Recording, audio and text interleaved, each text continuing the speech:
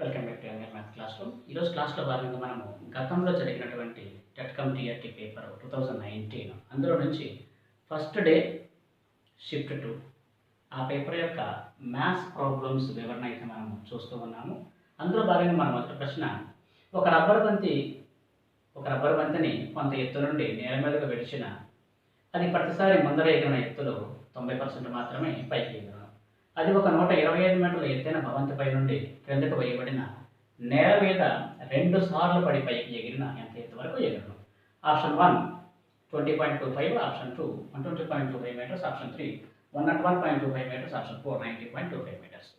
So దీన్ని మనం ఈ విధంగా చేయాలి. సో ఫస్ట్ మనం ఒకసారి దీని యొక్క వివరణ చూసినట్లయితే, మొదటిగా దాని యొక్క ఎత్తు ఎంత అండి? సో 125 మీటర్లు.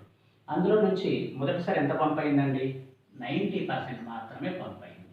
సో నెక్స్ట్ సారి అంటే తర్వాతసారి రెండవసారి మరలా 90% మాత్రమే పంప్ అయింది. దీన్ని మనం ఇండైరెక్ట్గా చూస్తేనండి, 125లో మొదటిసారి పంప్ అయినప్పుడు 90% అయింది అని అంటే ఈ 10% అనేది లాస్ అయినట్టే కండి, రైట్. సో నెక్స్ట్ టైం మరలా కూడా ఇందులో మరలా 10% లాస్ అయింది కండి. సో అంటే ఇప్పుడు నేను 125లో 90% క్యాలిక్యులేట్ చేసి అగైన్ మళ్ళీ 90% క్యాలిక్యులేట్ చేసి మన దగ్గర ఉంచుకోవడం కంటే నేనేం చేస్తానంటే, సో 10% క్యాలిక్యులేట్ చేసి మైనస్ చేస్తాను, అగైన్ మళ్ళీ 10% క్యాలిక్యులేట్ చేసి మైనస్ చేస్తాను. రెండూ కూడా సేమ్ రిజల్టే మనకిస్తాయి. ఎందుకు నేను 10% క్యాలిక్యులేట్ చేసి తీసేస్తున్నా? 90% క్యాలిక్యులేట్ చేయడం అనేది కొంచెం ఇబ్బందికరం, 10% అనేది చాలా ఈజీ. అగైన్ 90% కాస్త ఇబ్బందికరం, 10% క్యాలిక్యులేట్ చేసి తీసేయడం అనేది చాలా ఈజీ అయింది. సో కాబట్టి మనం ఏం చేద్దామంటే, మొదటిగా టోటల్ ఎత్తు అనేది 125 మీటర్లు. ఇందులో నుంచి నేను 10% రిమూవ్ చేస్తాను. సో 125లో 10% అంటే ఎంత అండి? డిజిట్ని దాటుకొని జస్ట్ పాయింట్ అనేది ఒక్క డిజిట్ని జస్ట్ ఈ డిజిట్ దాటుకొని ఇక్కడికి రావాలి, అంటే 12.5. ఈ 12.5 మనం రౌండప్ చేస్తే 13 కండి. సో 13 రిమూవ్ చేస్తాను. ఎంత వస్తుందండి? ఇక్కడ 2, ఇక్కడ 1 అంటే మనం 10%ని ఇక్కడ రిమూవ్ చేసాం, రైట్. సో నెక్స్ట్ మళ్ళీ 10% రిమూవ్ చేస్తా. సో 112లో నుంచి మళ్ళీ 10% అంటే 112లో 10% అంటే ఎంత అండి? సేమ్ మళ్ళీ అలాగే అండి, ఒక డిజిట్కి రావాలి ఇక్కడికి, అంటే అప్రాక్సిమేట్లీ మనం 11. సో 11 సబ్ట్రాక్ట్ చేసి చూద్దాం. సో 1 ఇక్కడ 0, ఇక్కడ 1 అంటే 101 point something. So our answer is very close to 101. So చూడండి, ఇక్కడ 20, ఇక్కడ 120, ఇక్కడ 101, ఇక్కడ 90. సో కాబట్టి ఆప్షన్ 3 అనేది మనకు సరైన సమాధానం అవుతుంది. లేదు అంటే మనం ఏ విధంగా చేయాలండి? 125లో 90% అంటే పర్సెంటేజ్ రిమూవ్ చేస్తే 100, అగైన్ 90లో 90% అంటే మళ్ళీ 90/100. 2 zeros క్యాన్సిల్ అండి. 25 ఇందులో 4 టైమ్స్, ఇక్కడ మనకి 5 టైమ్స్. సో 5 × 9 × 9/4 వస్తుంది. 9 ఎంత అండి? మనకి 81. 81 ఎంత అండి మనకి? So 405/4 it is equals to 101.25 అనేది మనకు సరైన సమాధానం. ఇంకా నెక్స్ట్ ప్రశ్న 112వ ప్రశ్న, ఏ మరియు బీలు కలిసి ఒక పనిని 12 రోజుల్లో పూర్తి చేయగలరు. ఏ ఒక్కడే ఆ పనిని 30 రోజుల్లో పూర్తి చేసిన బి ఒక్కడే ఆ పనిని ఎన్ని రోజుల్లో పూర్తి చేయగలరు? So option 1 25 days, option 2 30 days, option 3 24 days, option 4 36 days. So ఇక్కడండి ఒకసారి మనం చూసినట్లయితే ఏ ప్లస్ బి కలిసి ఎన్ని రోజుల్లో చేస్తారండి? 12 రోజుల్లో చేస్తారు. సో అలాగే ఏ ఒక్కడే ఎన్ని రోజుల్లో చేస్తానని ఇచ్చాడండి? సో 20 డేస్లో చేస్తాడు. మ్యాన్ పవర్ ఎప్పుడైనా సరేనండి పెరిగినప్పుడు డేస్ అనేవి తగ్గుతాయి. ఇద్దరు కలిసి చేస్తున్నారు కాబట్టి 12 డేస్లో చేయగలిగారు. ఏ ఒక్కడే 20 డేస్లో చేయగలరు, ఎందుకంటే సింగిల్ పర్సన్ కాబట్టి మరి డేస్ ఎక్కువే అవుతాయి. సో ఇక్కడ క్వశ్చన్ ఏంటంటే బి ఎన్ని రోజుల్లో చేయగలరు? ఇక్కడ మనకు తెలిసినటువంటి ట్రెడిషనల్ మెథడ్ ఏంటంటేనండి, ఏ ప్లస్ బి కలిపి 12 రోజుల్లో చేసినప్పుడు ఏ ప్లస్ బి 1 డే వర్క్లోకి క్యాలిక్యులేట్ చేసుకొని కన్వర్ట్ చేసుకొని అప్పుడే మనము ఆపరేషన్ అనేది చేయగలగాలి. సో ఏ ప్లస్ బిది 1 డే వర్క్ ఏమవుతుందండి? సో 12 రోజులు పడుతుంది అంటే ఈ రోజులని 1 డే వర్క్గా కన్వర్ట్ చేయాలి అని అంటే 1/12 వర్క్ చేస్తారు ఒక రోజుకి. ఏ ఒక్కడే ఎన్ని రోజుల్లో చేస్తాడండి? 20 డేస్. అప్పుడు A work 1 day work, so 1 day work అనేది 1/20. ఇప్పుడు మనం దీన్ని సబ్ట్రాక్ట్ చేసినప్పుడు బి వర్క్ అంటే బి 1 డే వర్క్ వస్తుందండి. అప్పుడు బి 1 డే వర్క్ని డేస్లోకి కన్వర్ట్ చేసుకోవాలి. అది ప్రొసీజర్ ఇక్కడ. రైట్. ఇప్పుడు మనం దీన్ని సబ్ట్రాక్ట్ చేసినట్లయితే ఏఏ క్యాన్సిల్ అవుతుంది. So now then B equals to 1/12 minus 1/20. So మరి ఇప్పుడు దీనికి ఎల్సిఎం ఎంత అవుతుందండి? 12కి 20కి ఎల్సిఎం ఎంత అవుతుందండి? ఇందులో హైయెస్ట్ టేబుల్ అయితే చెక్ చేసి ఏదైనా ఒక దాంట్లో క్యాలిక్యులేట్ చేసి అంటే క్రాస్ చేసి కట్ చేసి సో దాని రిమైనింగ్తో ఇంకొక దాన్ని మల్టిప్లై చేయడమే. ఇప్పుడు 12లో 20లో కామన్గా ఉన్న highest table it's means the highest factor ఏంటండి? 4 ఇందులో 3 టైమ్స్ లేక 3 20 అంతా మనకి 60. 12 60 ఎన్నిసార్లు అండి? 5 సార్లేగా. సో 5 మైనస్ 20 60 ఎన్నిసార్లు అండి? 3 సార్లేగా. So 3 it is equals to 2/60 అంటే ఇట్స్ మీన్స్ 2/60.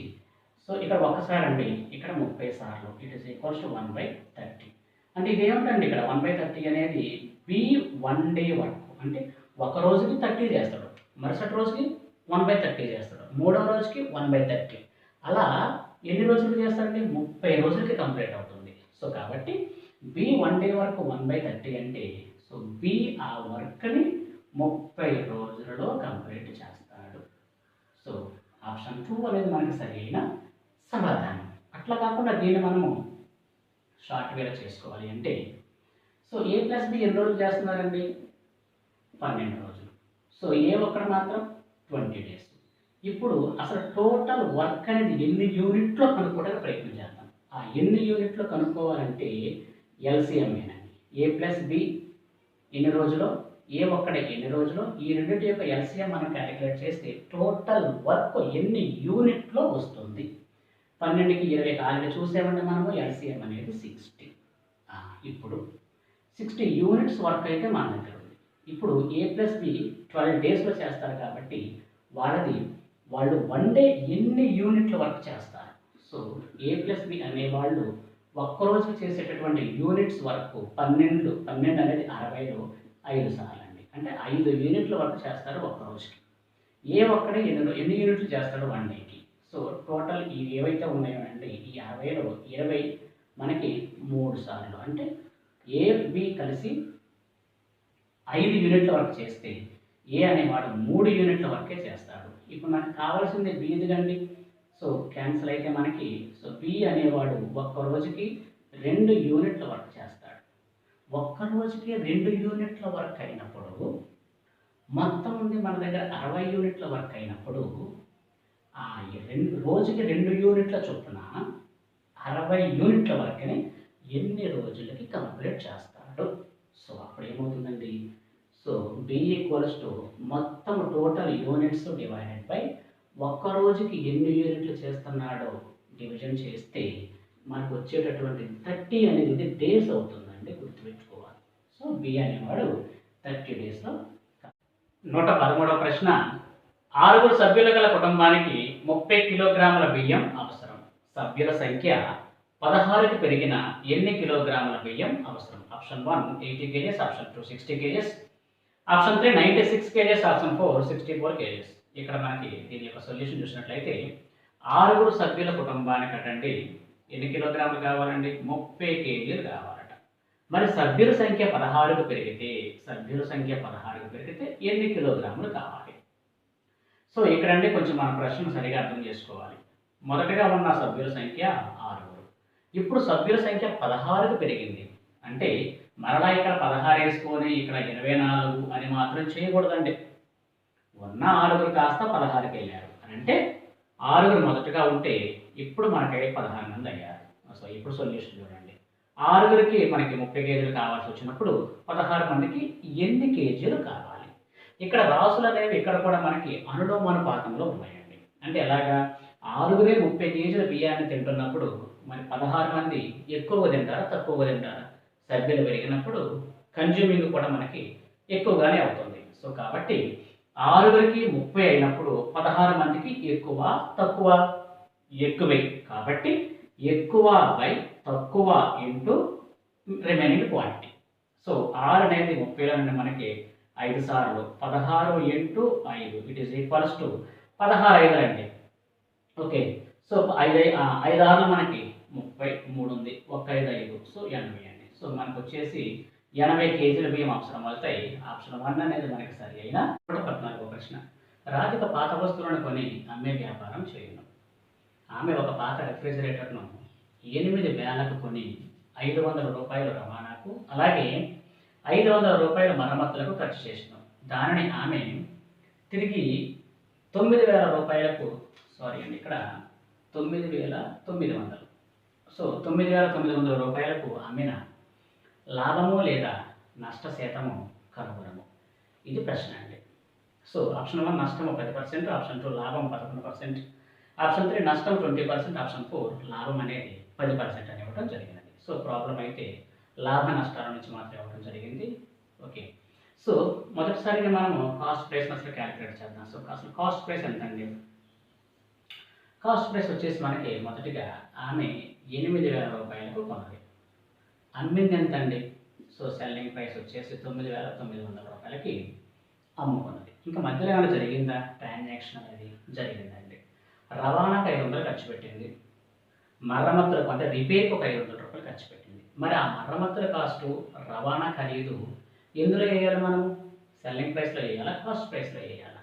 ప్రతిదీ కూడా మన జేబుల నుంచే, మన పాకెట్ల నుంచే మనం వేసాము కాబట్టి ఆ రెండు కూడా రెండు అమౌంట్లు, అక్కడ రవాణా 500 రూపాయలు, ఇక్కడ మరమ్మత్తు 500 రూపాయలు కూడా మనం కాస్ట్ ప్రైస్లోనే వేయడం జరుగుతుంది. సో 500 ప్లస్ మనకి 500 అండి. సో టోటల్గా మనకి ఇక్కడ 9,000కి కాస్ట్ ప్రైస్ అయితే సెల్లింగ్ ప్రైస్ మాత్రం 9,900 రూపాయలు.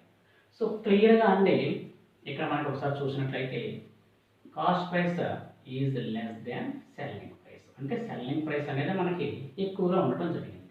Selling price is greater than cost price. అంటే మనకు వచ్చేది కంపల్సరీగా లాభమే. లాభం ఉన్నప్పుడు లాభ శాతమే వస్తుంది కానీ నష్ట శాతం అనేది రాదు.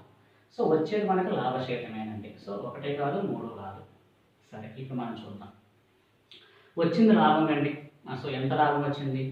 So profit is equals to selling price minus cost price. Selling price ఎంత ఉంది? 9,900. సో కాస్ట్ ప్రైస్ మనకి 9,000.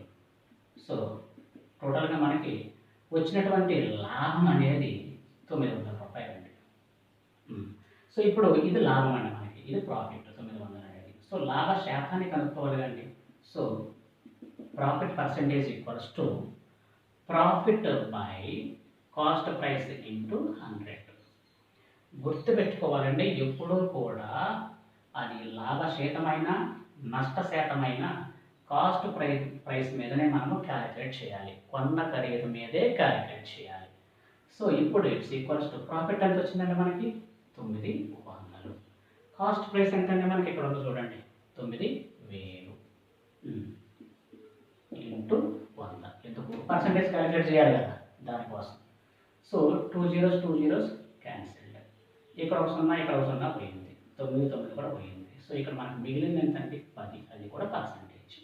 సో లాభము మనకి 10%. మరి సార్ మాకు ఫార్ములా గుర్తురాలా, ఏం చేయాలి? సో ఒకసారి చూడండి. ఫార్ములా గుర్తురానప్పుడు కూడా అండి మనకి సింపుల్. అసలు మనకి ఎంత అండి? మనం ఖర్చు పెట్టింది ఎంత అండి? సో 9,000. సో 9,000కి మనకు వచ్చిన ప్రాఫిట్ అనేది 900 అయినప్పుడు 100కి ఎంత? ఎందుకంటే లాభ శాతం అడిగాడు కదా, లేదా నష్ట శాతం కదా అడిగింది. మనకి వచ్చింది లాభ శాతం కాబట్టి 9,000 రూపాయలు నేను ఖర్చు పెడితే నాకు వచ్చిన లాభము 100 అయితే 100 రూపాయలు ఖర్చు పెట్టుకుంటుంటే ఎంత వచ్చేది?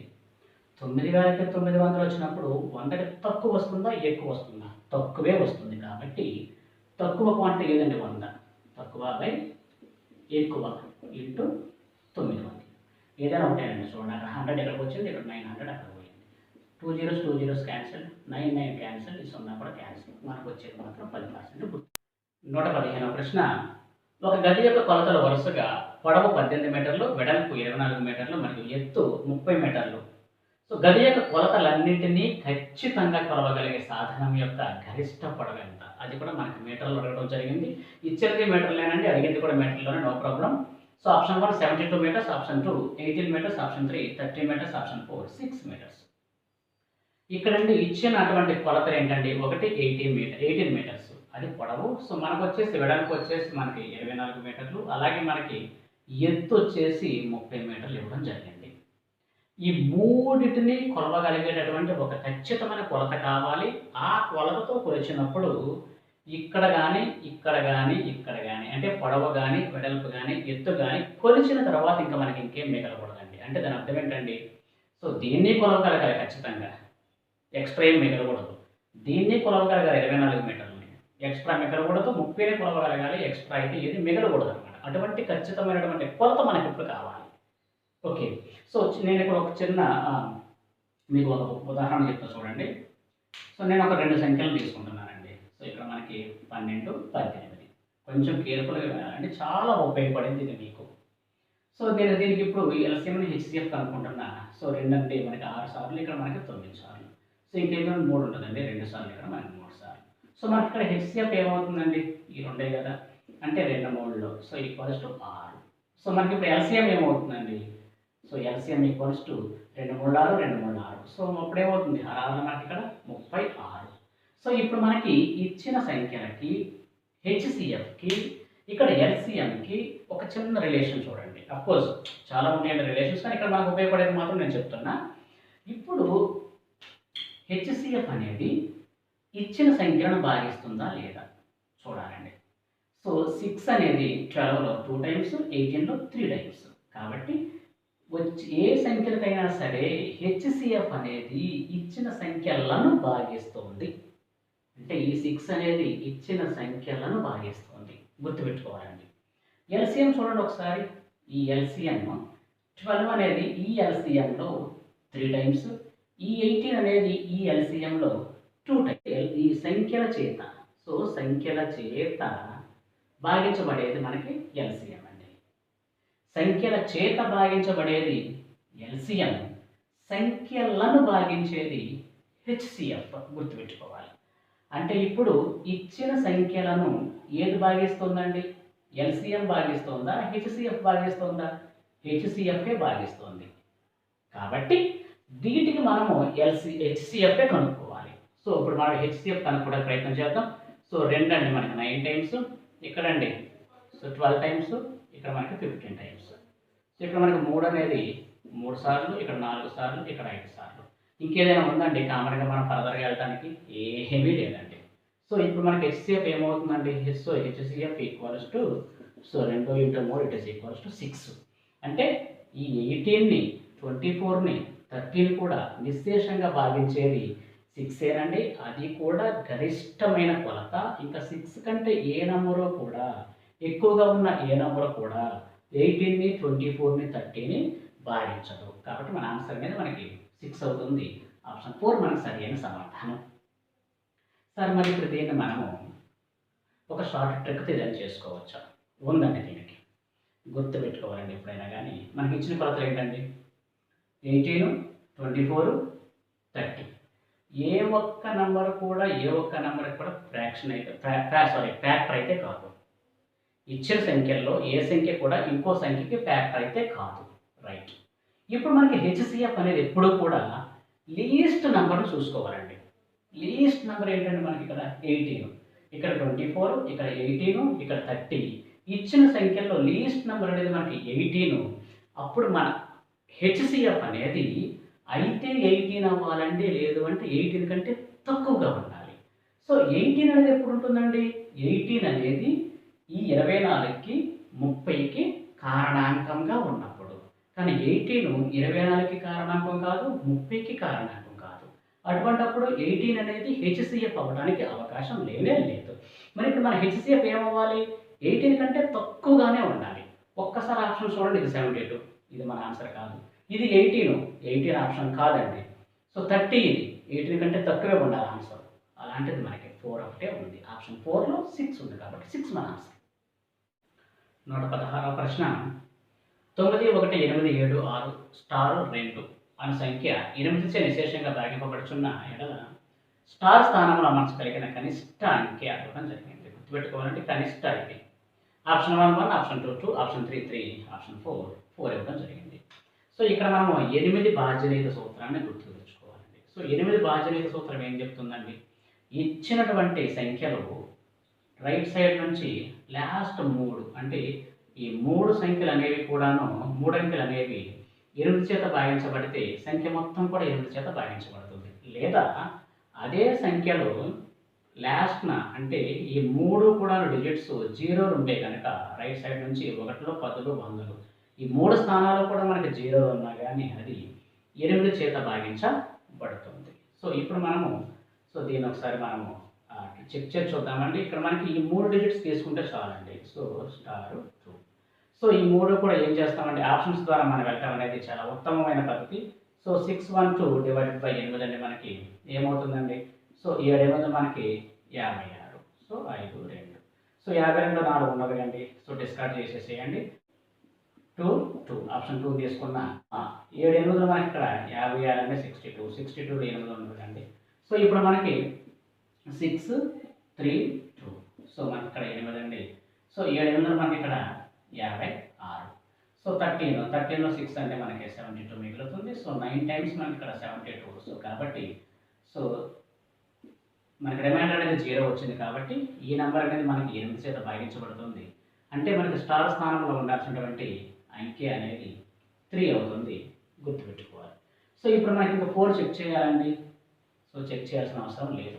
ఒకవేళ సపోజ్ మనం 4 ఇచ్చినా కానీ ఇక్కడ ఒకవేళ రిమైండర్ 0 వచ్చినా కానీ మన ఆన్సర్ అనేది మాత్రం 3నే అవుతుంది. ఎందుకు? కనిష్ట అన్నారు కదా, 4 కంటే 3 అనేది తక్కువే కదా. సో కాబట్టి మనకి ఆప్షన్ 3 సరైన సమాధానం. 117వ ప్రశ్న. ఒక లారీ 15 కిలోమీటర్ల దూరం ప్రయాణించడానికి 2 లీటర్ల పెట్రోల్ అవసరం. అది 10 1/4 లీటర్ల పెట్రోల్తో ఎంత దూరం ప్రయాణించును? Option 1 76 7/8 kilometres, option 2 76 kilometres, option 3 1 2/3 kilometres, option 4 153 3/4 kilometres. ఇక్కడ మనం ఒకసారి దీని యొక్క సొల్యూషన్ క్లియర్గా చూసినట్లయితేనండి. సో 2 లీటర్ల పెట్రోల్తో ఆ లారీ అనేది 15 కిలోమీటర్స్ ప్రయాణం చేస్తుంది. సో అది 10 1/4 లీటర్స్ పెట్రోల్తో ఎన్ని కిలోమీటర్లు ప్రయాణం చేయను? ఇది మన ప్రశ్న అండి. ఒకసారి చూసినట్లయితే 2 లీటర్ల పెట్రోల్తోనే మనకి 15 కిలోమీటర్లు పోయినప్పుడు 10 లీటర్ల పెట్రోల్తో మనకు తప్పకుండా ఎక్కువగానే వెళుతుంది. అంటే ఎక్కువ దూరాన్నే ప్రయాణం చేస్తుంది. అంటే దాని అర్థం ఏంటంటే ఇక్కడ రాసులు అనేవి మనకి అనులోమానుపాతంగా ఉండటం జరిగినది. అంటే ఇక్కడ 2 లీటర్లతోనే 15 కిలోమీటర్లు ప్రయాణం చేసినప్పుడు 10 లీటర్ల పెట్రోల్తో మనకి ఎక్కువగానే ప్రయాణం చేస్తుంది. సో కాబట్టి దీన్ని మనం యూనిటరీ మెథడ్లో సాల్వ్ చేయాలి అని అంటే ఎక్కువ దూరమే ప్రయాణిస్తుంది కాబట్టి ఎక్కువ బై తక్కువ ఇంటూ 15. సో ఇప్పుడు మనం దీన్ని మనం సాల్వ్ చేయాలండి. సో ఏ విధంగా సాల్వ్ చేస్తాం? ఇది ఇక్కడ మనకి మిక్స్డ్ ఫ్రాక్షన్. మరి మిక్స్డ్ ఫ్రాక్షన్ ఏ విధంగా సాల్వ్ చేస్తామంటే తెలుసుకండి. ఇంప్రాపర్లోకి చేంజ్ చేసుకోవాలి. 14 40 40 plus 1 so 41/4 whole divide by అండి 2. మరి ఇంటూ 15 ఎక్కడ రాసుకోవాలండి? ఇక్కడ రాయకూడదు. సో ఇంటూ 15 ఇక్కడ రాసుకోవాలి. సో దీన్ని కూడా మనం ఒక ఫ్రాక్షన్గా తీసుకున్నట్లయితే 41/4 హోల్ డివైడెడ్ బై 2/1 ఇంటూ 15. మొదటి fraction divided by second fraction మనం ఏ విధంగా చేయాలి? సో మొదటి fraction into reciprocal of the second fraction. So కాబట్టి 1/2 ఇంటూ 15 ఆ విధంగా ఉంటుందండి. 41 ఇంటూ 1 ఇంటూ 15. 41 15s ఇప్పుడు మనకు కావాలి. సో 40 15s చేసి చూద్దాం. 40 15s అంటే 4 15s చేసి తర్వాత 0 యాడ్ చేద్దాం. 4 15 మనసు 60. 60 సో 0 తీసుకుంటే మనకి 600 అండి. 600 ప్లస్ ఇంకో 15 ఉంది కంటే మరి మనకి 41 15s కాబట్టి సో 615 డివైడెడ్ బై 2 4 మనకి ఇక్కడ 8. సో ఇప్పుడు మనం దీన్ని సాల్వ్ చేయగలగాలి. 615 డివైడెడ్ బై 8 అండి. సో దీన్ని ఏ విధంగా చేస్తామండి మనము? 61 డివైడెడ్ బై 8 అంటే మనకి ఎన్నిసార్లు అండి? 7 సార్లే కదా. 7 8 మనకి 56. సో 11 నుంచి 6 పోతే మనకి 5 అండి. సో 55. సో 5 8 40 6 8 48 అండి. 7 సార్లు తీసుకుంటే మళ్ళీ 750 ఇక్కడ 55. సో కాబట్టి ఇక్కడ మనకి 6 8 ఇక్కడ మనకి 48. సో 70 అండి. ఏ విధంగా రాస్తామండి? So it is equals to 76. ఇక్కడ ఏదైతే శేషం మిగిలిందో ఈ శేషము బై డివిడెండ్ అండి. సో 8. సో 76 7/8 కిలోమీటర్లు అంటే మనకి ఆప్షన్ 1 అనేది మనకి సరైన సమాధానం అవుతుంది. సో ఇలా కాకుండా మనం దీన్ని ఏ విధంగా షార్ట్గా చేసుకోవచ్చండి. ఒకసారి చూడండి. మనకి 2 లీటర్ల పెట్రోల్తో 15 కిలోమీటర్లు పోతుంది. అంటే 1 లీటర్ పెట్రోల్తో మనకి ఎంత దూరం వెళ్ళాలండి? అప్రాక్సిమేట్లీ 7 లేదా ఎగ్జాక్ట్లీ అయితే 7.5. సో 1 లీటర్ పెట్రోల్తోనే మనకి 7 కిలోమీటర్స్ కవర్ చేస్తూ ఉంటే 10 లీటర్ పెట్రోల్స్తో మనకి 70 లీటర్ కవర్ చేయాలి. సో మన ఆన్సర్ అనేది అప్రాక్సిమేట్లీ 70 లేదా 70 కంటే కొంచెం ఎక్కువ ఉండొచ్చు, తక్కువైతే ఉండదు. ఎందుకంటే ఇక్కడ చూడండి మళ్ళీ 1/4 కూడా ఉంది కదా. సో 70 కంటే ఎక్కువ, నియర్ టు 70. ఇప్పుడు ఒకసారి మనం ఆప్షన్స్ దగ్గర రావాలండి. అలాంటి 70 తర్వాత ఉన్నాయి మనకి 2 ఉన్నాయి చూడండి. 76 ఉంది ఇక్కడ, 76 ఇక్కడ ఉంది. సో 1 అయితే కాదు కదండి, 70కి ఎబవ్ ఉండాలన్నాము, మరీ ఎక్కువ కాదు. సో 1 ఇదైతే కాదు, 1 2/3 అయితే కాదు. సో 153 అంటే 70కి డబుల్ ఉంది ఇక్కడ చూడండి, ఇది కూడా మనకి కాదు. సో ఇప్పుడు మనకు అయితే ఇది అవ్వాలి, లేదంటే ఆప్షన్ 2 అవ్వాలి. సో 76 అనేది 2 చోట్ల అక్కడ ఉంది. సో మరి ఏ విధంగా దీన్ని మనము ఫైండ్ అవుట్ చేయాలండి? చూడండి ఒకసారి ఇక్కడ ఇచ్చిన లీటర్స్లో మనకి 1/2, 1/4 ఉంది కండి మరి ఫ్రాక్షన్. అంటే మన ఆన్సర్లో తప్పనిసరిగా ఫ్రాక్షన్ అయితే ఉంది, తీరాల్సింది. సో 76 ఇక్కడ ఫ్రాక్షన్ లేదు కాబట్టి, ఇక్కడ భిన్నం లేదు కాబట్టి, సో 76 1/7 అవుతుంది. సో ఎవ్రీ టైం మరి ఫ్రాక్షన్ ఉంటుందా సార్? ఫ్రాక్షన్ ఇచ్చినప్పుడల్లా ఉంటుందండి. ఎట్లా ఎప్పుడు ఉంటుంది? ఏ టైంలో ఉంటుంది? ఇక్కడ ఫ్రాక్షన్ లేదు, మనకి ఇక్కడ ఫ్రాక్షన్ లేదు, ఉన్నది ఒకటే ఫ్రాక్షన్. ఇచ్చిన 3 క్వాంటిటీస్లో ఒకటే ఫ్రాక్షన్ ఉంది కాబట్టి ఆన్సర్లో తప్పనిసరిగా మనకి ఫ్రాక్షన్ అయినా ఉండాలి, లేదా డెసిమల్ అయినా ఉండాలి. డెసిమల్స్ లేవు కాబట్టి ఫ్రాక్షన్ ఉంది. ఆప్షన్ 1. 118వ ప్రశ్న. 288 సెంటీమీటర్స్, 150 సెంటీమీటర్స్ కొలతలు వరుసగా పొడవు వెడల్పుగా గల ప్రదేశాన్ని పొడవు 12 సెంటీమీటర్స్ అలాగే వెడల్పు 5 సెంటీమీటర్లు గల టైల్స్తో నింపబడిన ఎన్ని టైల్స్ కావాలను? సో మొదటగా ఇచ్చినటువంటి ఈ కొలతలండి ఒక గది కానీ లేదంటే ఏదైనా ఒక హాలు ఇచ్చాడు, అంటే ప్రదేశం అని ఇచ్చాడు అనేది ఒక హాల్ అని కూడా మనం అనుకోవచ్చు. ఇప్పుడు సెకండ్ టైం ఇచ్చాడు చూడండి, ఇక్కడ పొడవు ఇక్కడ వెడల్పు అనేది ఇవి టైల్స్ యొక్క పొడవు వెడల్పులు. సో ఇక్కడ కూడా ఇవి సెంటీమీటర్స్లో ఇచ్చాడు, అంటే గది పొడవు వెడల్పులు. అలాగే టైల్స్ యొక్క పొడవు వెడల్పులు కూడా మనకి సెంటీమీటర్స్లోనే ఇచ్చాడు. అది కంపల్సరీగా గుర్తుపెట్టుకోవాలండి. ఫస్ట్ మొదటిగా మనం అదే చెక్ చేసుకోవాలి. సో ఇంకా ఆప్షన్ చూసినట్లయితే 240, ఆప్షన్ 2 480, ఆప్షన్ 3 720, ఆప్షన్ 4 120 ఇవ్వడం జరిగింది. సో ఈ విధంగా సపోజ్ మనకి గది ఈ విధంగా ఉంటేనండి, సో టైల్స్ ఈ విధంగా ఉన్నాయి, పొడవు సంథింగ్ వెడల్పు సంథింగ్, అసలు అలాగే పొడవు సంథింగ్ వెడల్పు సంథింగ్, అలాగే పొడవు సంథింగ్ వెడల్పు సంథింగ్. సో ఈ విధంగా ఉన్నటువంటి ఈ టైల్స్ని తీసుకొచ్చి ఒక్కొక్కటి ఇట్లా మనం పేర్చాలండి. అంటే ఇక్కడ ఎన్ని టైల్స్ పడతాయి అని అడుగుతున్నాడు. అటువంటిప్పుడు ఏం చేస్తామని చెప్పండి? గది మొత్తం వైశాల్యము సో డివైడెడ్ బై ఈ ఒక్కొక్క వైశాల్యం, అంటే ఒక్కొక్క టైల్ వైశాల్యంతో గది మొత్తం వైశాల్యాన్ని మనం డివిజన్ చేసినప్పుడు సంఖ్య అనేది వస్తుంది మనకి. గది మొత్తం వైశాల్యము డివైడెడ్ బై మనకి ప్రతి టైల్ యొక్క వైశాల్యం వేస్తే మనకి సో టైల్స్ సంఖ్య అనేది అయితే మనకి వస్తుంది, గుర్తుపెట్టుకోవాలి. సో గది వైశాల్యము డివైడెడ్ బై ప్రతి టైల్ యొక్క వైశాల్యం ఇస్తే ఎన్ని టైల్స్ కావాలో తెలిసిపోతుంది. అదే పని చేస్తాం ఇక్కడ. సో గది వైశాల్యము డివైడెడ్ బై ప్రతి టైల్ యొక్క వైశాల్యం ఇంటూ వెడల్పు ఎంతండి మనకి 5. సో సింపుల్గా క్యాన్సిల్ చేసుకునే ప్రయత్నం చేయండి. 5 అనేది మనకి 15 నుండి 3 టైమ్స్ ఇక్కడ 0 ఉంది. 288లో 12 అండి. ఈజీగా చూడండి ఒకసారి. 12 288, 28 ఎన్నిసార్లు అండి మనకి 2 సార్లు, 2 12 మనకి 24, ఇంకా 4 మిగులుతుంది కండి 48. 48 ఎన్నిసార్లు అండి మనకి 2 12 24, 3 12 36, 4 12 మనకి 48. సో మనకి ఇక్కడ ఎంత మిగిలిందండి? సో 24 ఇంటూ 3 మిగలటం జరిగింది. 3తో ఇంటూ చేసి 0 చేర్చండి. 3 4 ఎంత అంటే మనకి 12, 3 7 6 1 ఎంత అంటే 7. సో 720. ఆప్షన్ 3 మనకి సరైన సమాధానం. 119వ ప్రశ్న. ఒక త్రిభుజం యొక్క ఎత్తు దాని భూమికి 2 రెట్లు ఉంది. త్రిభుజ వైశాల్యం 625 సెంటీమీటర్ స్క్వేర్ అయిన త్రిభుజ భూమి పొడవు ఎంత? Option 1 25 centimetres, option 2 50 centimetres, option 3 15 centimetres, option 4 30 centimetres. So ఇక్కడ మనకి ఇచ్చిన విషయం ఒకసారి చూడండి. త్రిభుజ భూమి యొక్క వైశాల్యం ఎంతండి? సో వైశాల్యం ఈక్వల్స్ టు మనకి 625 సో స్క్వేర్ సెంటీమీటర్స్ ఇవ్వడం జరిగింది. ఇక్కడ ఏరియా అనేది వైశాల్యం కదా. సో వైశాల్యంకి మనకు ఫార్ములా ఏంటండి? Half into base into height equals to 625.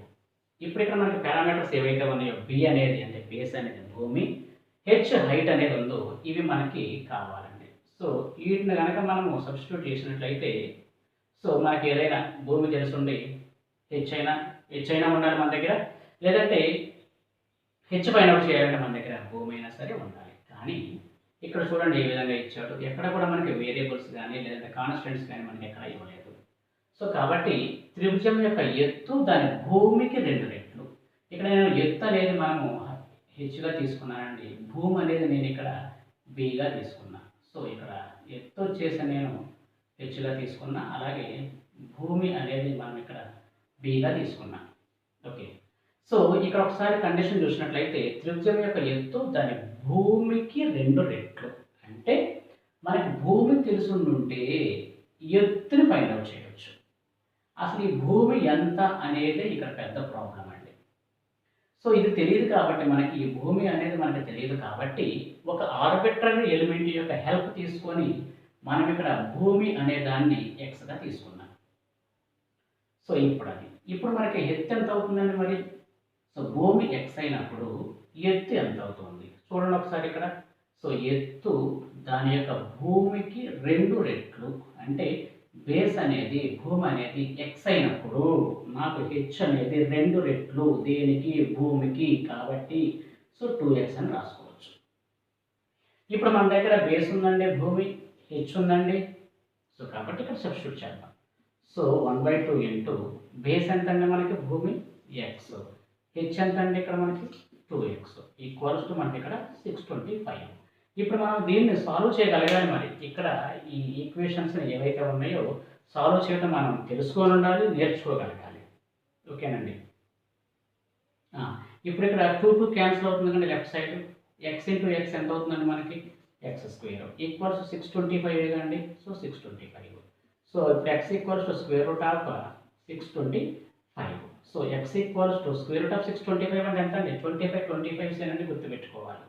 So x అనేది మనకి ఇక్కడ 25 రావడం జరిగింది. ఇప్పుడు అడిగిన విషయానికి వద్దాం. అయినా భూమి ఎంత? భూమి పొడవు. సో ఇక్కడ b ఎక్కడంటే భూమి, సో b అనేది మనకి భూమి. సో ఎంత అంటే మనకి b అనేది అసలు యాక్చువల్గా x. సో నా భూమి ఈక్వల్స్ టు x విలువ ఎంత అంటే మనకి 25. సో మనం ఇక్కడ 25 ఇవ్వాలి. సో భూమి అనేది మనకి 25. ఆప్షన్ 1 అనేది మనకి సరైన సమాధానం. 120 ప్రశ్న. ఒక రోడ్డు రోలర్ 4400 మీటర్ల దూరం చదును చేయుటకు 200 చుట్లు తిరుగును. అయినా రోడ్డు రోలర్ యొక్క వ్యాసార్థం ఎంత? So option 1 7 metres, option 2 3.5 metres, option 3 5 metres, option 4 14 metres ఇవ్వడం జరిగింది. సో రోడ్డు రోలర్ యొక్క వ్యాసార్థం అని అంటే ఆర్ఐ కదండి, దాని అర్థం ఆర్ ఎప్పుడు కూడా 7కి ఫ్యాక్టర్గానే ఉంటుందండి. సో క్లియర్గా అసలు మనకి చూడగానే 3 అయితే మన ఆప్షన్ కాదండి. సో ఇప్పుడు సరే ప్రాబ్లం చేసినట్లయితే మనకి రోడ్డు రోలర్ ఎంత దూరం చదును చేసిందండి? 4400 మీటర్ల చదును చేసింది. ఒకసారి చూడాలండి. సో అది చదును చేసినటువంటి దూరం అనేది 4400 మీటర్లు. సో ఇక్కడ ఒకసారి మనం గమనించినట్లయితేనండి రోడ్డు రోలరు ఈ విధంగా మనకి దొర్లుకుంటూ పోతున్నప్పుడు అండి సో అది ఈ విధంగా చదును చేస్తూ ఉంటుంది. సో ఇదంతా కూడా ఇట్లా ఈ విధంగా చదును చేసుకుంటూ పోతూ ఉంటుంది. కానీ ఇక్కడ మనకి ఇచ్చిన పాయింట్ అనేది అండి గుర్తుపెట్టుకోవాలండి, కొంచెం చూడాలి. సో దీన్ని ఇచ్చాడండి, అంటే ఈ పొడవుని ఇచ్చాడు అంటే దాని అర్థం ఇది మొత్తం కూడా మనకి ఇచ్చినట్టే. ఇప్పుడు మనం కన్సిడర్ చేయాల్సింది పొడవు మాత్రమేనండి. సో సపోజ్ నాకు ఒక్కసారి దొరికినప్పుడు ఇక్కడికి వచ్చింది అనుకుందాం. ఒక్కసారి మనకి ఇక్కడ ఉందండి చూడండి. సో ఈ విధంగా ఒకసారి మనకు దొరికినప్పుడు ఇక్కడికి వచ్చింది అనుకుందాం. సో సెకండ్ టైం దొరికినప్పుడు మనకి ఇక్కడికి వచ్చింది అనుకుందాం. సో థర్డ్ టైం అయితే ఇక్కడికి. సో ఆ విధంగా మనకి ఎన్ని చుట్లు వేసిందండి? అది వేసిన చుట్ల సంఖ్య అయితే మాత్రం 200 చుట్లు వేసిందండి. అయితే ఆ రోడ్డు రోలర్ యొక్క వ్యాసార్థం ఆర్ కావాలి అని అనడం జరుగుతుంది. సో ఒకసారి ఇక్కడ చూడాలండి. రోడ్డు రోలర్ అనేది మనకి ఇంత మీద అంటే సిలిండరే కదా, అది అంటే సిలిండరికల్ షేపే కదా. సిలిండరికల్ షేప్కి బాటమ్ సైడ్ మనకి ఎప్పుడు కూడానండి అది సర్క్యులర్ షేప్ ఉంటుంది. సో అంటే ఈ సర్క్యులర్ షేప్ని మనము ఇట్లా కట్ చేసి దాన్ని ఇట్లా స్ప్రెడ్ చేస్తేనండి మనకు వచ్చేది ఈ విధంగా వస్తుంది. అంటే దీన్ని మనము ఏమనుకోవచ్చు అండి, ఇది చుట్టుకొలతే కదా ఇది. సో ఇక్కడ మనం కట్ చేసి దీన్ని ఇట్లా స్ప్రెడ్ చేసినప్పుడు వచ్చేది మనకి ఒక్కసారి చుట్టుకొలత అండి. సో ఈ సర్కిల్ యొక్క ఒక్కసారి చుట్టుకొలత అంటే సర్కిల్ యొక్క చుట్టుకొలత మనకేమవుతుందండి? సర్కిల్ అంటే మనకి వృత్తమే కదా. సో వృత్తం యొక్క చుట్టుకొలత మనకి ఏమవుతుందండి? సో 2 బై ఆర్ అవుతుంది. సో కానీ ఒక్కసారేనంటే మరి చుట్టుకొలత కాదుగా, ఇంకొకసారి ఉంది, ఇంకొకసారి ఉంది, ఇంకొకసారి ఉంది, ఎన్నిసార్లు ఉందని ఆ విధంగా. సో మనకి సపోజ్ ఎన్ టైమ్స్ ఉందనుకుందాం. ఓకే, సరే ఇచ్చిన క్వశ్చన్లో మాత్రం 200 సార్లు చుట్లు తిరిగిందట. So it is equals to 2 into pi value అండి మనకి 22/7 ఇంటూ ఆర్నే మనం ఫైండ్ అవుట్ చేయాల్సింది. ఇప్పుడు ఎన్ ప్లేస్లో మనము 200 ఇచ్చుకుంటాం. జనరల్ ఫార్ములా ఇది. ఇప్పుడు ఎన్ ప్లేస్లో మనం 200 ఇచ్చుకుంటాం. So 200 equals to 4400. ఇప్పుడు మనము దీన్ని సాల్వ్ చేయగలగాలి. 2 జీరోస్ 2 జీరోస్ క్యాన్సిల్ అయితేయండి. రైట్, ఇక్కడ 2 అనేది 44లో మనకి 2 టైమ్స్ అండి. సో ఇక్కడ 2 కూడా క్యాన్సిల్ అయింది. ఇప్పుడు నేను మిగిలిన రిమైనింగ్ రాస్తున్నాను అండి. మనకి ఇక్కడ 2 మిగిలింది, ఇక్కడ 1/7 మిగిలింది, నాకు ఇక్కడ 6 మిగిలింది. ఈక్వల్స్ టు రైట్ సైడ్ ఏం మిగిలిందండి? ఏం మిగలలేదని చెప్పకూడదండి, 1 మిగిలింది రైట్ సైడ్. ఓకేనా? సో ఇప్పుడు మనకి ఇక్కడ అండి 2r/7 ఈక్వల్స్ టు 1 అయితే ఇట్స్ ఇంప్లైస్ మరి r ఏమవుతుందండి? సో 1 ఇంటూ 7/2 అవుతుంది. So it's equals to r equals to అంటే 7/2 అంటే r ఈక్వల్స్ టు 3.5. సో దాని యొక్క వ్యాసార్థం 3.5 మీటర్స్. 121వ ప్రశ్న. ఒక దీర్ఘ ఘనాకృతిలో ఉన్న ఒక పాత్ర 50 సెంటీమీటర్ల పొడవు 25 సెంటీమీటర్ల వెడల్పు కలిగి ఉన్నది. దానిలో 25 లీటర్ల నీటిని నింపుటకు ఎంత ఎత్తును కలిగి ఉండాలి? ఆప్షన్ 1 10, ఆప్షన్ 2 25, ఆప్షన్ 3 200, ఆప్షన్ 4 20 ఇవ్వడం జరిగిందండి. సో ఇక్కడ ఆకారం అనేది దీర్ఘ ఘనాకృతిలో ఉంది ఆ పాత్ర. సో మనం ఒక దీర్ఘ ఘనాన్ని కనుక మనం డ్రా చేసుకున్నట్లయితే ఒకసారి చూడాలండి. సో ఈ విధంగా ఇది ఒక మనకి దీర్ఘ ఘనం చూడండి. సో దీని యొక్క పొడవు ఎంత ఇచ్చిండండి? పాత్ర పొడవు 50 సెంటీమీటర్లు ఇచ్చిండు. సో ఇది అండి జనరల్గా. సో వెడల్పు వచ్చేసి మనకి ఎంత ఉందంటే 25 సెంటీమీటర్స్. సో ఇది పొడవు, ఇక్కడ అండి వెడల్పు అనేది. సో ఈ వెడల్పు అనేది 25 సెంటీమీటర్స్. అయితే ఈ వెడల్పుని బీజెస్ చేస్తాం. ఇక్కడ మనకి హెచ్ అనేది మాత్రమే కనుక్కోమని చెప్పడం జరిగింది. అయితే ఇందులో ఎంత వాటర్ నింపిండండి? ఈ వాటర్ మొత్తం ఇందులో నింపిన వాటర్ అనేది మనకి 25 లీటర్లు వాటర్ నింపాడండి. అయితే దీని యొక్క ఎత్తు ఎంత అడుగుతున్నాడు. ఈ వాటర్ క్వాంటిటీ కూడా ఎంత నిండిందో మనకి ఇవ్వనప్పుడు మనం హెచ్ని కనుక్కోలేమండి. సో ఇక్కడ ఈ క్వాంటిటీ ఏదైతే ఉందో ఈ స్పేస్లో పట్టేటటువంటి దాన్ని దీన్ని మనం ఏమని చెప్తామండి? దీర్ఘఘనం యొక్క ఘన పరిమాణం అని చెప్తాము. సో ఇప్పుడు దీర్ఘఘనం యొక్క ఘన పరిమాణం. సో దీర్ఘఘనం యొక్క ఘన పరిమాణం ఎంత ఇచ్చినట్టు? దీర్ఘఘనం యొక్క ఘన పరిమాణం. దీర్ఘఘనం యొక్క ఘన పరిమాణం అంటే దాని అర్థం ఏంటండి? దీని యొక్క ఘన పరిమాణం అంటే దాని అర్థం ఏంటి? 25 లీటర్ల నీరే కదా, అందులో పట్టింది 25 లీటర్ల నీరు.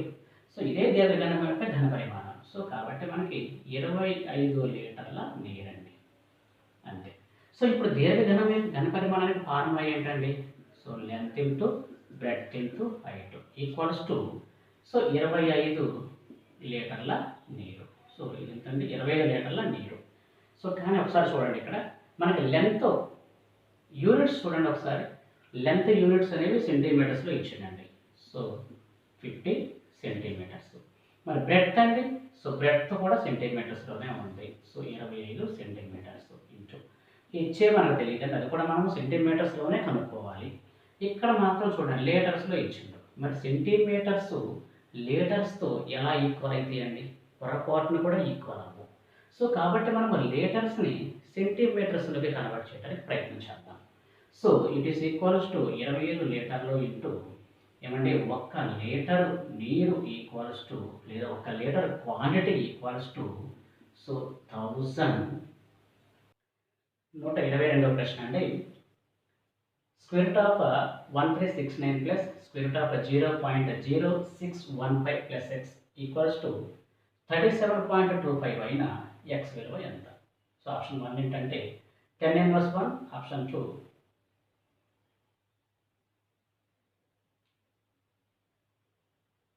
మన 122వ ప్రశ్న. Under square root of 1369 plus square root of 0.0615 plus X equals to 37.25 అయిన ఎక్స్ విలువ. Option 1 10 inverse, option 2 10 inverse 2, option 3 10 inverse 3, option 4 tan inverse 4. So ఇక్కడ మనకి దీని యొక్క సొల్యూషన్ చూసినట్లయితే ఈ బేసిక్ ప్రాబ్లమేనండి ఇది. అంటే మనము స్క్వేర్ రూట్ని రిమూవ్ చేయగలిగితే చాలు. So 0.0615 plus X equals to 37.25. So first ఇక్కడ ఈ స్క్వేర్ రూట్ని రిమూవ్ చేయగలగాలి. సో మరి మనం ఏ విధంగా రిమూవ్ చేద్దామండి? So under square root of 1369 అంటే ఏ విధంగా చేస్తారండి? సో 69, సో మనకి 3 మనకి 9 అండి, ఇక్కడ 4 మిగులుతుంది 9. సో 3 + 3 అంటే మనకి 6. అయితే మనకి ఇక్కడ 3 రావాలి, లేదు అంటే 7 రావాలి.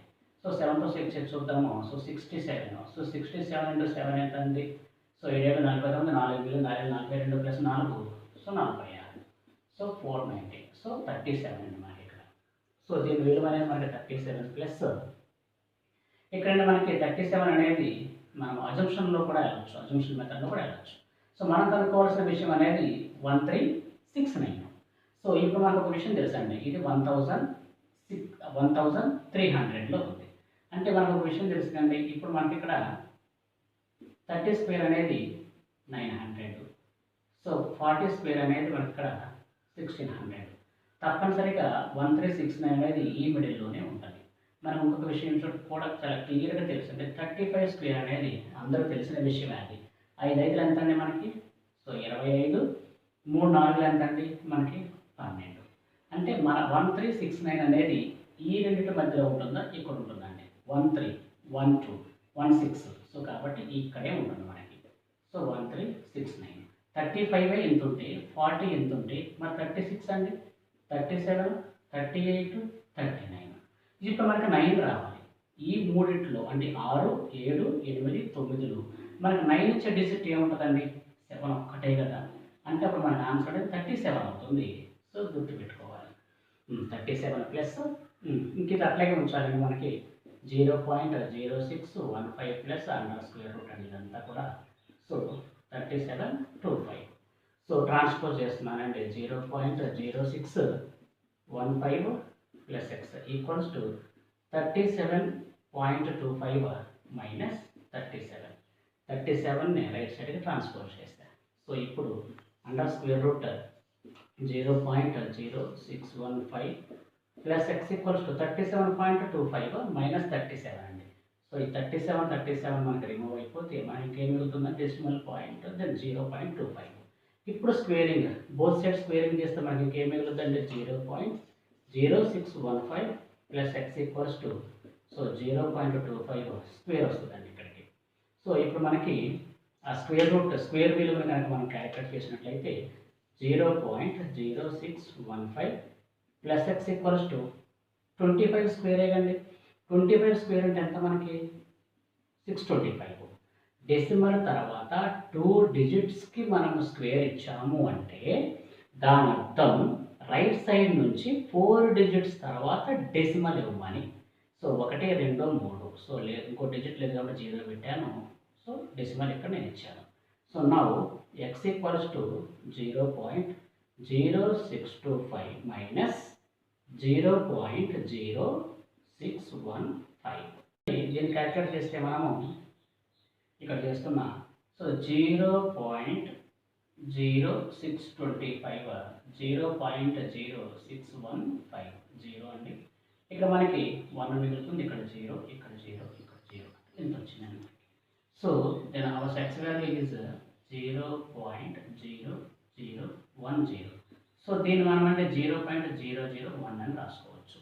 ఇప్పుడు కాకపోతే మనకు ఒకసారి ఆప్షన్ చూడండి, 10 పవర్ సంథింగ్, అవి కూడా మనకి పవర్స్లో మళ్ళీ ఇన్వర్సెస్ ఇవ్వడం జరిగింది. సో కాబట్టి మనం దీన్ని ఏ విధంగా రాయొచ్చండి? 1 డెసిమల్కి బదులు మనం 1 రాసుకొని 1, 2, 3 3 డిజిట్స్ ఉన్నాయి కాబట్టి 3 సున్నాలు పెట్టుకుంటాం. సో ఎక్స్ ఈక్వల్స్ టు 1 ఇది 10 క్యూబ్ అండి, ఎందుకంటే 3 సున్నాలు ఉన్నాయి కదా. సో నా X equals to 10 power minus 3 అండి, 10 ఇన్వర్స్ 3. సో ఆప్షన్ 3 అనేది మనకి సరైన సమాధానం. 123వ ప్రశ్న అండి. Under square route 3 power n equals to 729 అయిన 2n విలువ. ఆప్షన్ 1 12, ఆప్షన్ 2 18, ఆప్షన్ 3 10, ఆప్షన్ 4 12 ఇవ్వడం జరిగింది.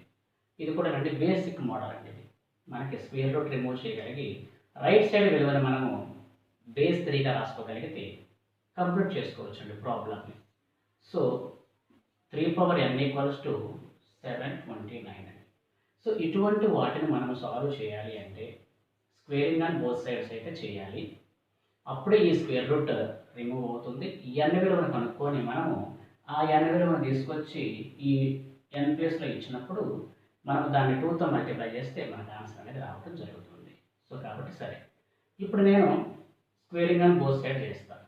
So 3n square root then here then whole square equals to 729 whole square.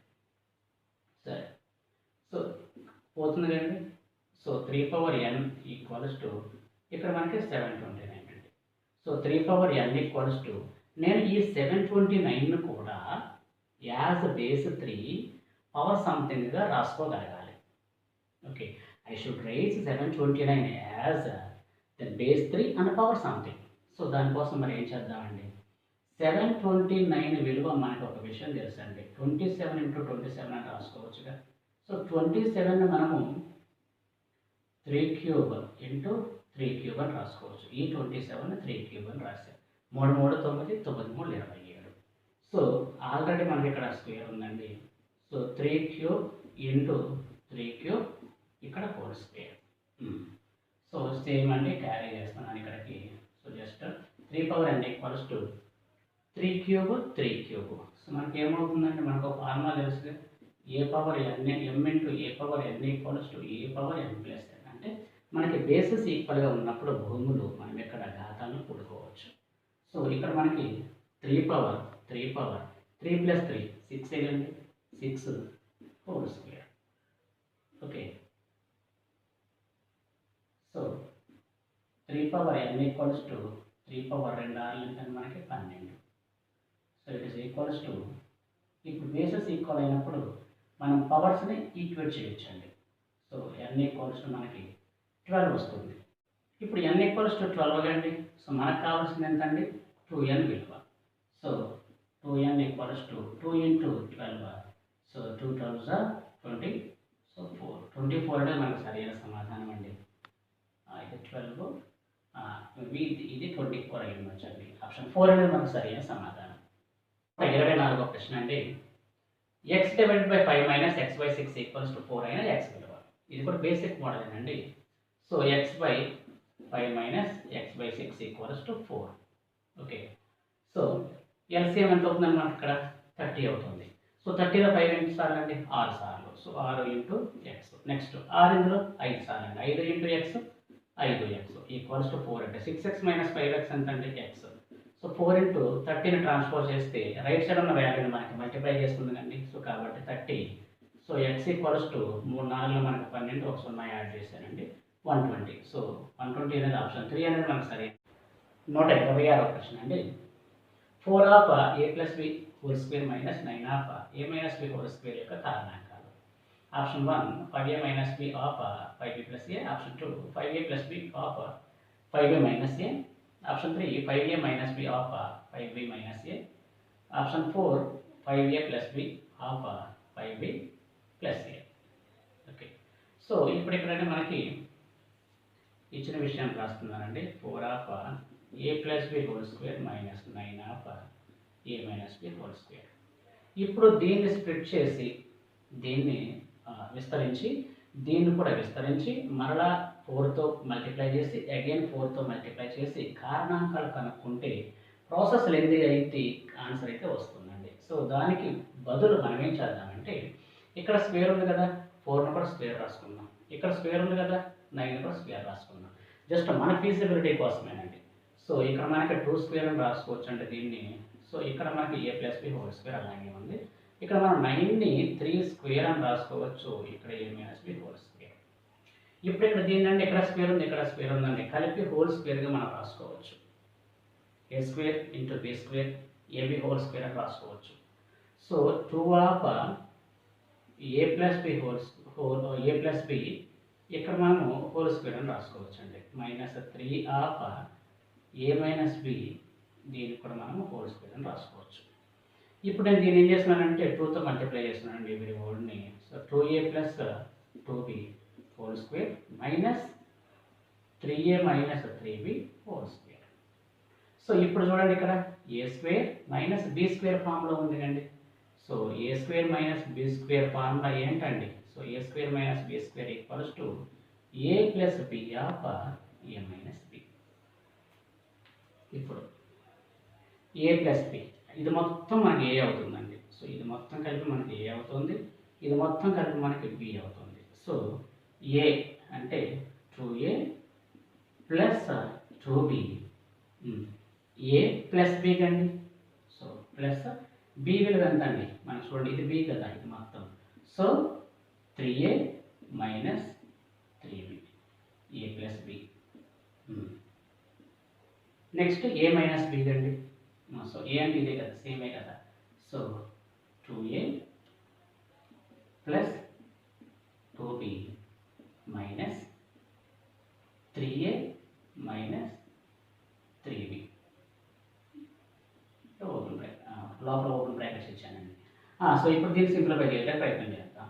So 2a plus 2b plus 3a minus 3b. ఏం చేయట్లేదండి, simplify చేస్తున్నా. మనకు కొంచెం అవగాహన ఉండాలి మరి వీటి గురించి. సో 2a ప్లస్ 2b, ఈ మైనస్ బ్రాకెట్ అవుట్ సైడ్ ఉంది కంటే మల్టిప్లై చేస్తున్నాను each term with minus. So minus 3a plus 3b. ఇప్పుడు దీన్ని సింప్లిఫై చేసుకోగలగాలండి. So 2a plus 3a, so మనకి ఇక్కడ 5a, 2b మైనస్ 3b ఏమవుతుందండి? Minus b. So 2a minus 3a, so minus a, 2b plus 3b plus 5b, 5a minus b. So 5a minus b. ఎప్పుడైనా సరే అంటే ఒక linear equation కానీ ఏదైనా సరే ఒక ఈక్వేషన్ లేదంటే ఎక్స్ప్రెషన్ అనేది ఫస్ట్ టర్మ్ మనకు మైనస్ ఉన్నప్పుడు ఆటోమేటికల్గా మనము ఈ మైనస్ టర్మ్ని సెకండ్ రాస్తామండి. సో 5b మైనస్ a, ఇది మన ఆన్సర్ అండి. 5a minus b, 5b minus a అంటే ఆప్షన్ 3 అనేది మనకు సరైన సమాధానం. 126వ ప్రశ్న అండి. మొదటి 99 సహజ సంఖ్యల సగటు కనుగొనండి. ఆప్షన్ 1 50, ఆప్షన్ 2 49.5, ఆప్షన్ 3 51, ఆప్షన్ 4 49 అండి. సో మొదటి 99 సహజ సంఖ్యల సగటు. దీనికి సొల్యూషన్ అండి, మొదటి n సహజ సంఖ్యల సగటు ఫార్ములా అండి n+1/2. సింపుల్. ఇక్కడ n అనేది ఎన్ని సంఖ్యలు ఇస్తే అన్ని సంఖ్యలు అండి.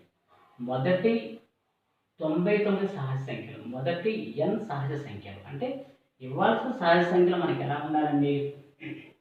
1, 2, 3, 4 అప్ టు 99 ఉండాలి. సో మొదటి నుంచి కూడా ఉండాలండి సహజ సంఖ్యలు. ఒకటి దగ్గర నుంచి కూడా సహజ సంఖ్యలు ఉన్నప్పుడు మనం ఈ ఫార్ములాను అప్లై చేసుకోవాలి. సో సగటుకి మొదటి n సహజ సంఖ్యల సగటు formula n+1/2. So it is equals to 99 + 1/2, it is equals to 100/2. So it is equals to మనకి ఎంతండి? 50 అవుతుంది, ఆప్షన్ 1.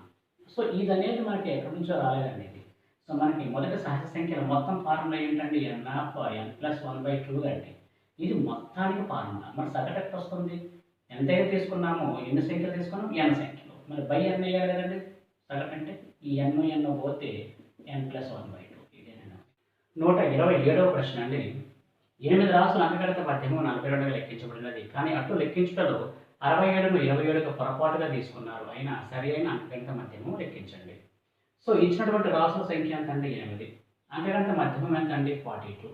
సో అంటే అథమెటిక్ మీన్ ఈక్వల్స్ టు 42 ఇవ్వడం జరిగిందండి. సో ఇప్పుడు రాసుల సంఖ్య ఎంత అండి? రాసుల సంఖ్య ఈక్వల్స్ టు 8. సో అంకగణిత మధ్యమము ఈక్వల్స్ టు ఫార్ములా ఏంటండి? రాసుల మొత్తము బై రాసుల సంఖ్య. సో ఇచ్చిన దాని ప్రకారం ఇది 42 అండి. సో రాసుల మొత్తం ఎంత అండి? మనకి రాసుల మొత్తం లేదు. సో రాసుల మొత్తము బై రాసుల సంఖ్య ఎంత అండి? మనకి 8.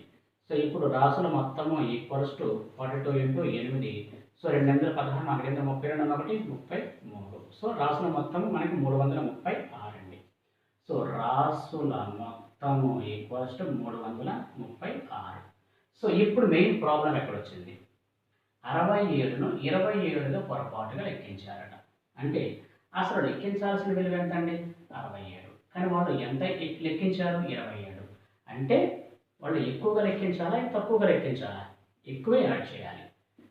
యాక్చువల్గా 67 చేయాలండి, ఎంటర్ చేయాలి. కానీ వాళ్ళు పొరపాటున 27 ఎంట్రీ చేశారు. అంటే ఇక్కడ 0, సో ఇక్కడ మనకి 40, అంటే 40ని తక్కువగా ఎంటర్ చేయడం జరిగింది. ఆ 40ని తీసుకొచ్చి దీనికి యాడ్ చేస్తాను నేను.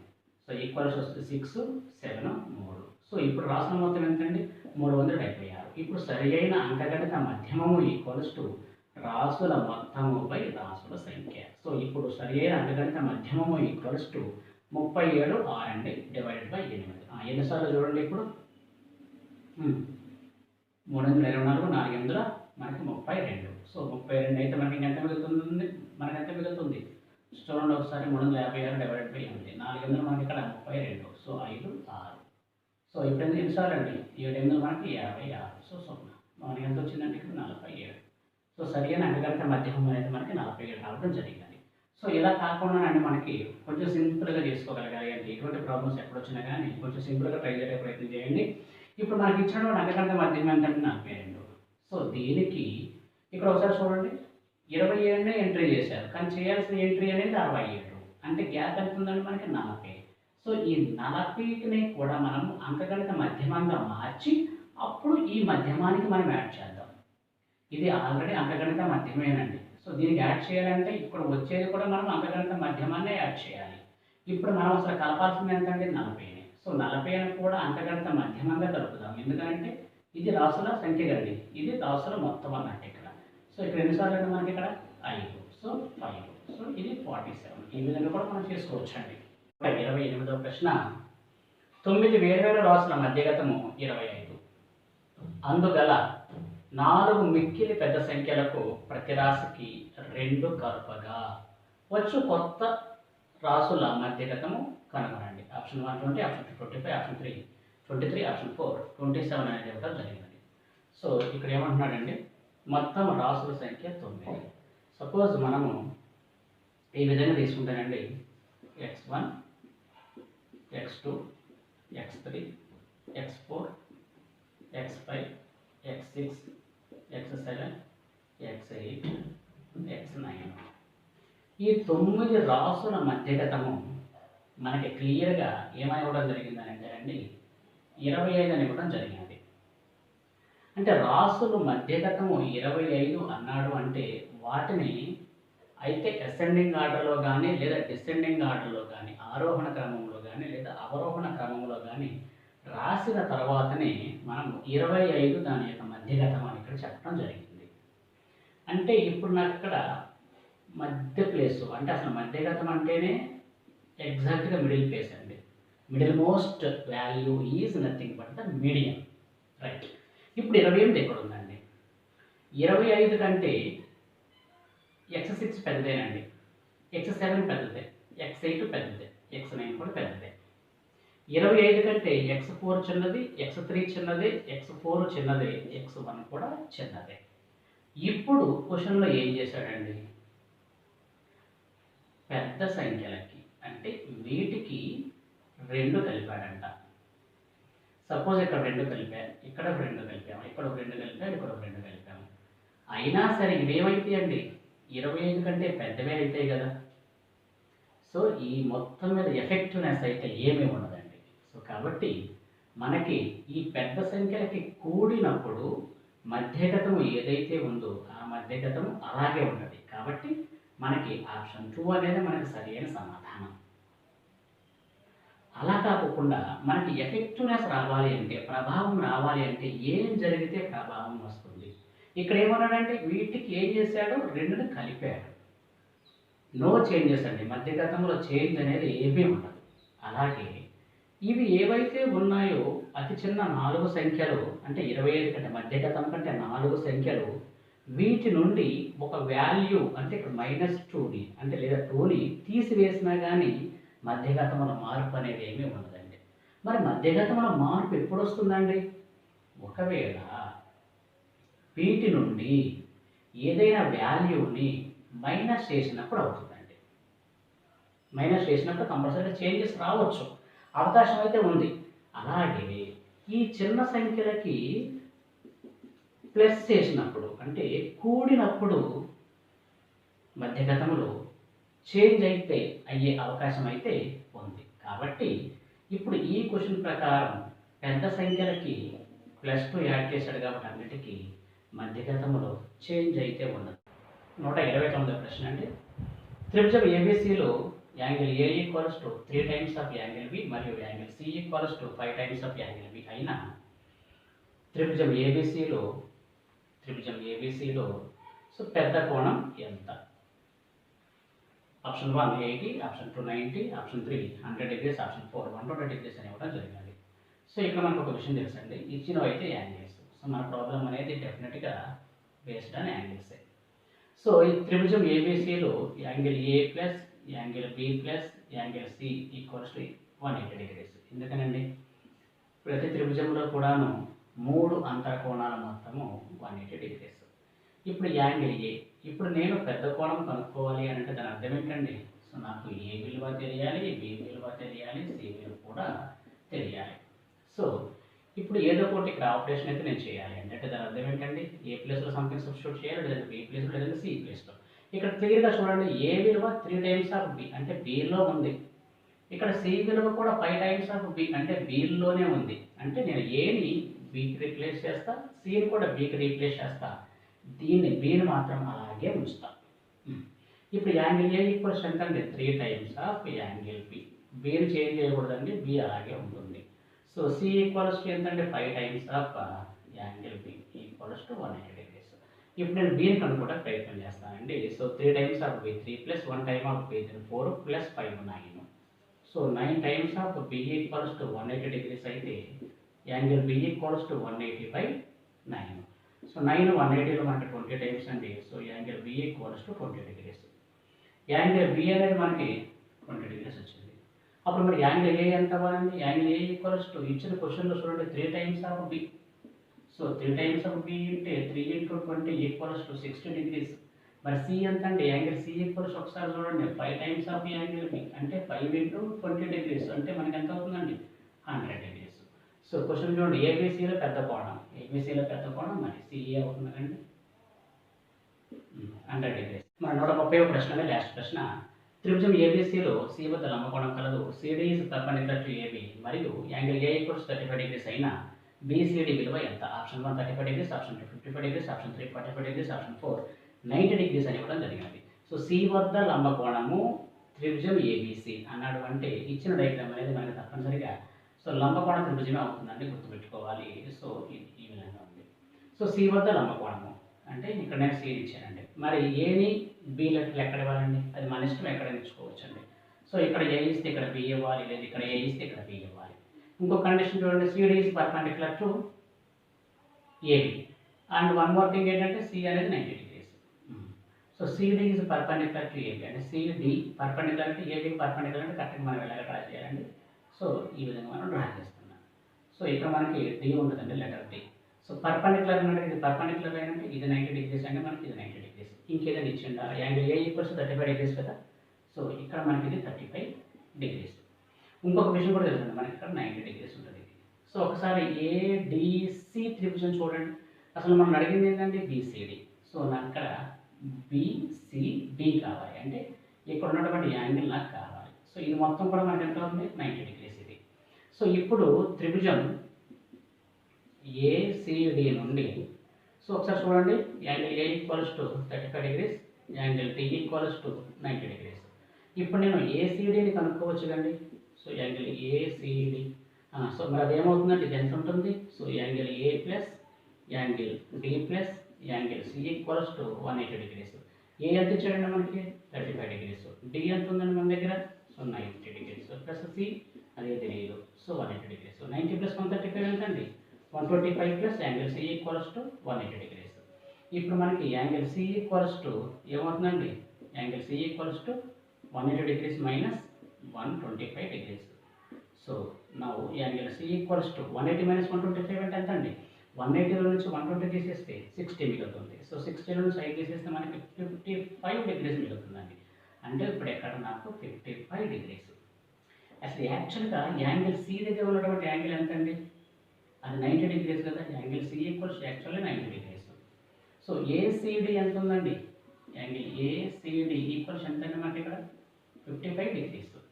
సో ఇప్పుడు నాకు డిసిబి కావాలి. యాక్చువల్గా యాంగిల్ ఏసిబి ఈక్వల్స్ టు ఇక్కడ మనకి angle ACD plus angle DCB. So ACB ఎంత అంటే మనకి ఇక్కడ 90 degrees ఈక్వల్స్ ఏసీడి ఎంత అంటే మనకి ఇక్కడ 55 degrees plus angle DCB. So ఇప్పుడు DCB angle DCB equals to 90 minus 55 degrees అండి. ఈ డిసిబిని మనము బీసీడి అని అనొచ్చు. సో 90 మైనస్ 55 అంటే మనకి 45 degrees. ఆప్షన్ 3 అనేది సరైన సమాధానం.